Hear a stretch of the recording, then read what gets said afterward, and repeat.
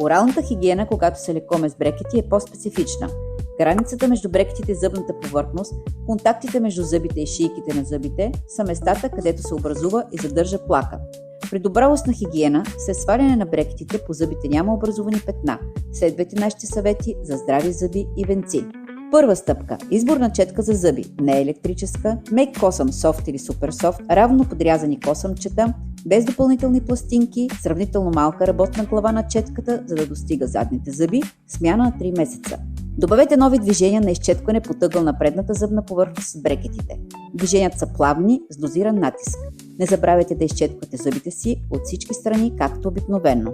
Втора стъпка – интердентална четка за зъби. Изберете малък диаметър FI15, 20, 25. Поставете малко паста за зъби и обходете границите на брекета, като се стремите да пъхнете четката под дъгата, където това е възможно. Натискът е лек и насочен към зъба, а не напред към дъгата, за да не разлепите брекета. След 1-2 зъба почистете четката, нанесете ново количество паста за зъби и продължете. Трета стъпка – добре е да включите вода за уста. Отсипете малка глътка разтвор, разнесете леко в устата и след това задръжте без никакво движение на устни и бузи около минута. Тогава разтворът наистина прониква и действието му е пълно.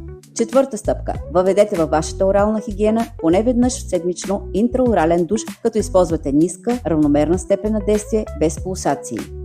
Понякога по невнимание от страна на пациента, заради твърди парченца в храната, при упражняване на по-агресивни спортове е възможно разлепване на елемент или измесване на дъгата и боцкане.